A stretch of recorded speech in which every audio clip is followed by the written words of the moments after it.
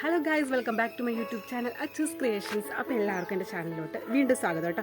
അപ്പം നമ്മൾ ഇന്നൊരു ന്യൂസ്റ്റ് കാര്യം ഷെയർ ചെയ്യാൻ വേണ്ടി വന്നതാണ്. ബിക്കോസ് ചെറുപ്പകാലം എല്ലാവർക്കും ഓർമ്മയുണ്ടാവും അല്ലേ, ഒരുപാട് കഷ്ടതകളും ഒരുപാട് ബുദ്ധിമുട്ടുകളൊക്കെ അനുഭവിച്ചിട്ടാണ് മിക്കവരുടെയും ബാല്യം അങ്ങനെയൊക്കെ തന്നെയായിരിക്കും. എന്താ പറയുക, സ്കൂളുകളിൽ നടന്നു പോവുക, സ്കൂളിൽ വൈകുന്നേരം മഴ നനഞ്ഞ് വീട്ടിൽ വരിക, കറ പിടിച്ച് യൂണിഫോം ഇട്ടുകൊണ്ട് പോവുക, അങ്ങനെ കുറേ കാര്യങ്ങൾ ഓർത്തിരിക്കാൻ പറ്റിയ നല്ല കാര്യങ്ങളുണ്ടാവും കേട്ടോ. സ്കൂളിൽ പോകുന്ന വഴിക്ക് മാവ് ഉണ്ടെങ്കിൽ മാവിൽ കല്ലെറിയുക, മാങ്ങ പറിച്ച് തിന്നുകൊണ്ട് പോവുക, ജാതിക്ക പറിച്ച് തിന്നുകൊണ്ട് പോവുക, അങ്ങനെ കുറേ സംഭവങ്ങളുണ്ടാവും. മിക്ക ആൾക്കാരുടെ ബാല്യം ഏകദേശം ഇങ്ങനെയൊക്കെ തന്നെയായിരിക്കും. അപ്പം അന്ന് 1 രൂപ 2 രൂപയൊക്കെ വീട്ടിൽ നിന്ന് തരുമ്പോൾ ഭയങ്കര സന്തോഷമാണ്. ഈ 1 രൂപയ്ക്ക് 2 രൂപയ്ക്കൊക്കെ മിഠായി മേടിക്കാം, നെല്ലിക്ക് ഉപ്പിലിട്ടതും മേടിക്കാം, അങ്ങനെ കുറേ നല്ല നല്ല ഓർമ്മകളുണ്ടാവും. അപ്പോൾ ആ ഓർമ്മകളുടെ ഇടയിൽ കണ്ടുമുട്ടിയൊരു സംഭവമായിരിക്കും ദാണ്ട് ഇത് മിക്ക ആൾക്കാരുടെ വീട്ടിലുണ്ടാവും അല്ലേ.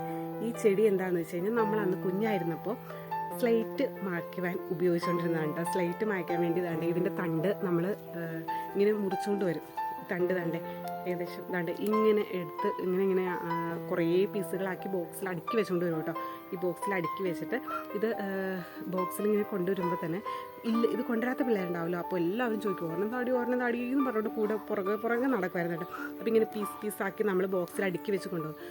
കാരണം അന്ന് സ്ലേറ്റിലാണല്ലോ എല്ലാവരും എഴുതിപ്പിക്കുന്നതൊക്കെ. അപ്പോൾ ഈ സ്ലേറ്റിൽ എഴുതി കഴിഞ്ഞ് കഴിഞ്ഞാൽ നമ്മൾ കൈയിട്ട് തുടയ്ക്കും, അല്ലെങ്കിൽ ലേശം വെള്ളം എടുത്തിട്ട് സ്ലേറ്റ് മായ്ക്കുകയാണ് പതിവ്. ഈ സാധനം ഉണ്ടെങ്കിൽ പെട്ടെന്ന് സ്ലേറ്റൊക്കെ മായ്ക്കാനും പറ്റും. അടിപൊളിയായിരുന്നു. അപ്പം ഇത് മിക്ക ആൾക്കാർ യൂസ് ചെയ്തിട്ടുണ്ടാകും. അപ്പോൾ ഇങ്ങനത്തെ സംഭവങ്ങൾ യൂസ് ചെയ്തിട്ടുണ്ടെങ്കിൽ ഒന്ന് കമൻറ്റ് ചെയ്യണം കേട്ടോ.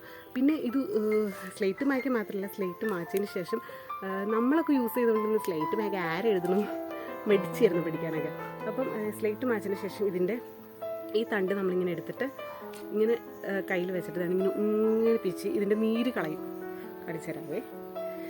ഇതിൻ്റെ ഈ ഒരു സൈഡിൽ നീര് മൊത്തം കളഞ്ഞ് ലാസ്റ്റ് ആവശ്യം ഈ വശത്ത് മാത്രം നമ്മളിങ്ങനെ നീര് കളയില്ല കേട്ടോ. അതുവരെ നമ്മളിങ്ങനെ കയ്യിൽ വെച്ച് ഇങ്ങനെ ഇട്ട് കാണിച്ച് അതിൻ്റെ ഉള്ളിലെ നീര് മുഴുവൻ കളയും കേട്ടോ. കാണിച്ചു തരാം. ഒരു മാജിക്കാണ്, സൂപ്പറ. ഇപ്പോഴത്തെ പിള്ളേർ സംഭവമൊക്കെ അറിയോ, സ്ലേറ്റ് തന്നെ ഇല്ല. ഇത് ഒട്ടും പൊട്ടാതെ വേണം കേട്ടോ. ഇങ്ങനെ ഇട്ട് കാണിച്ചുകൊണ്ടിരിക്കുക. അതിൻ്റെ നീര് മുഴുവൻ കളഞ്ഞ് നല്ല സോഫ്റ്റ് ആവണം. ഈ മേൽവശം മാത്രം കേട്ടോ. താഴെ ലേശം നമ്മൾ അങ്ങനെ തന്നെ ഇടണം, ഇല്ലെങ്കിൽ നമ്മൾ ഉദ്ദേശിച്ച കാര്യം നടക്കില്ല. അതുകൊണ്ട് നമ്മൾ നന്നായിട്ടൊന്ന് നീര് കളയുക. പൊട്ടാത്ത രീതിയിൽ പതുക്കനെ വെച്ച് കളയണം കേട്ടോ.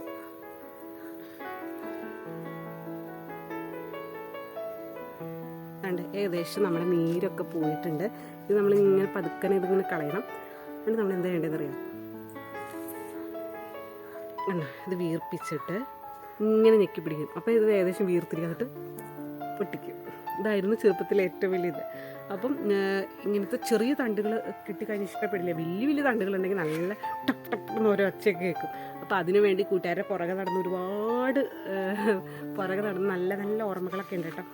അപ്പം ഇങ്ങനത്തെ സംഭവങ്ങൾ ഇതുവരെയും കണ്ടിട്ടുണ്ടവരുണ്ടെങ്കിലും ഒന്ന് കമൻറ്റ് ചെയ്യണം. അപ്പോൾ വീഡിയോ ഇഷ്ടപ്പെട്ട് കഴിഞ്ഞാൽ ഒന്ന് ലൈക്ക് ചെയ്ത് സപ്പോർട്ട് ചെയ്യാൻ മറക്കരുത്. ഇനിയും ഇങ്ങനെയുള്ള വീഡിയോ ആയിട്ട് വീണ്ടും വരുന്നതായിരിക്കും. ബൈ.